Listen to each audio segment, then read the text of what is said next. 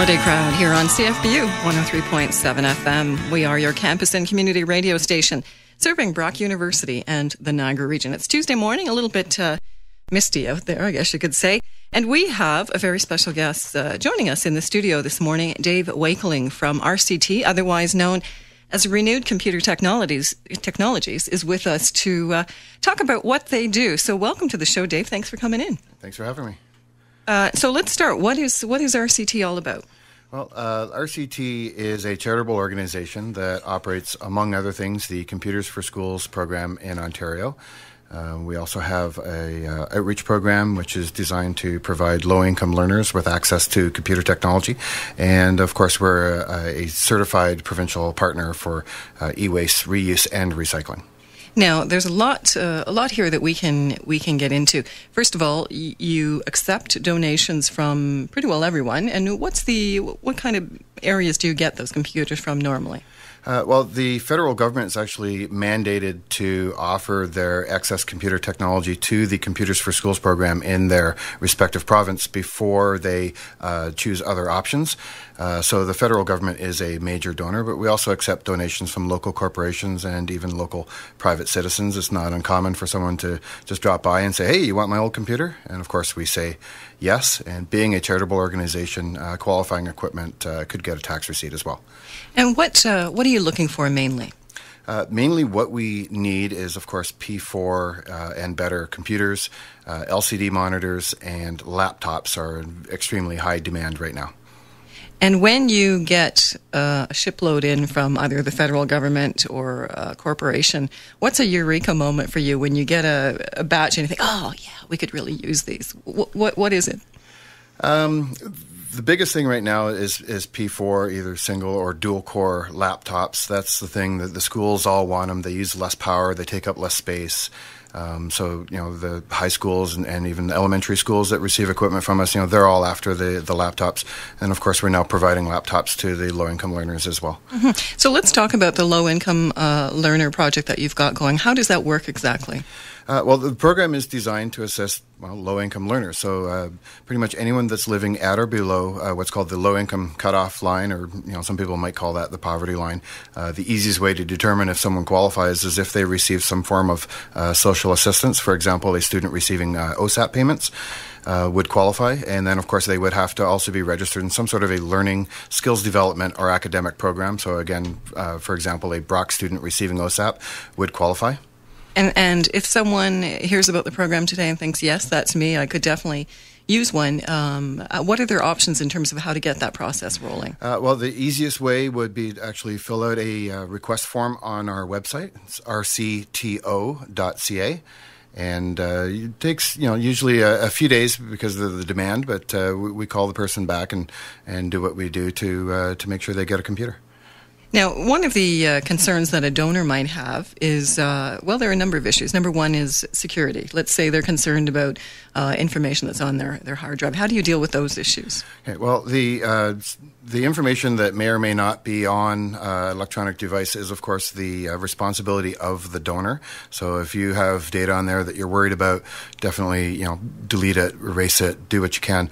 Regardless of whether or not the donor has indicated that they've wiped the drives, being a recipient of federal government equipment, we are mandated to ensure secure wiping of all drives that are functionally capable of being wiped. So, whether you do it or not, we will do it anyways. And then, of course, anything that's physically unable to be wiped because, it doesn't work properly or whatever, then that does get physically destroyed and recycled ethically through the provincial program. Now, let's talk about the disposal of e-waste. A lot of us, myself included, we should let our listeners know that we, as of a few days ago, got a couple computers and monitors from you, from the program. So thank you very much for that. And in exchange for that, we're sending off these gigantic, very hot, power-consuming monitors that we have. But one of the reasons that we held on to those for so long is because of the whole ethical issue around the disposal of e-waste and how often e-waste winds up in a third world country with, children picking through components. So how do you deal with that? Yeah, well, we're actually a partner with the provincial waste electronic recycling program, so we can guarantee 100% ethical recycling right here in Canada. So, there is no offshore, little kid burning plastic off of a wire to get at the copper. That does not happen with anything donated to RCT. And we're actually the only reuse certified organization in the Niagara Peninsula. So what that means is anything donated to us, we could reuse it for one of our programs. For example, giving it to schools, charities like yourself, libraries, and low-income learners. And then anything that we can't reuse gets recycled. Where if you take it to the local recycling depot, it's it's going to get destroyed and recycled without being reused. And of course, reduce, reuse, recycle. There's a hierarchy there, and recycle is the worst case scenario. A lot of people don't realize that reuse is a lot better than just recycling alone. Now, when I have dropped things off at electronics recycling depots in the past, there's some pretty wild stuff there that you see that other people have dropped up. You think your own stuff is weird, but when you see what else is there. So what do you take, what do you not take? Well, it's actually easier to say what we don't take because it's a very short list. Basically, any consumer electronics, especially anything that you would, if you were to go buy a new one today, pay a recycling fee for at the store. For example, TV or whatever. But what we don't take was a very short list. We don't take loose batteries. We don't take loose ink or toner cartridges. And we don't take battery backup units like APCs. And that's really it. Other than that, we can take anything from iPods to record players to car stereos. Of course, what we really need is Pentium 4 or better computers and laptops and LCD monitors. And what about weird things like peripherals? For example, cables. You're probably going to get some today from us if you'll take them. Computer cables and network cables and all those weird things that people may have purchased thinking they needed them. Turned out they didn't need them after all. Yeah, any of the associated paraphernalia, if you will, like, wires, keyboards, mouses, you name it, scanners, printers, all of that stuff, we'll gladly take it. We need that in order to make complete working systems for the recipients of our computers. And then, of course, anything that can't be reused for whatever reason, whether it's the technology is too old or doesn't work or whatever, then of course that's going to get recycled ethically. Now let's talk about where you are. You've kind of bounced around the region a little bit, and now you are out in Lord Mayor country. Yeah, we just in December relocated to Niagara on the Lake. So we're actually at 1875 Niagara Stone Road.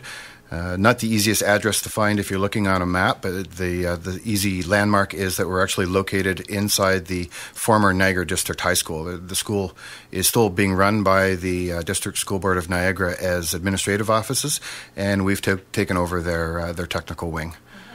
And you have something interesting coming up. You've got an event coming up very soon. Yes, we're having our first E-Roundup event at our new location on Saturday, May the 26th. And you can come on by anytime between 10 and 3 and drop off your unwanted electronics, and we'll make sure it gets reused if possible and recycled if not. And we're just going to have a fun day of it.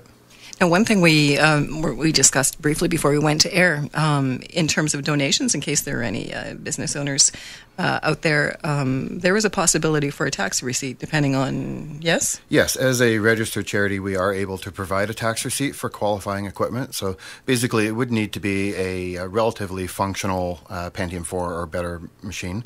But yeah, a lot of the local corporations really like that, especially when they swing by with 100 computers. That adds up for them, so they like that a lot. Now, if people want to get in touch with you online, maybe they've heard the show, they have some questions, how do they go about that if they can't quite Well, our website is rcto.ca.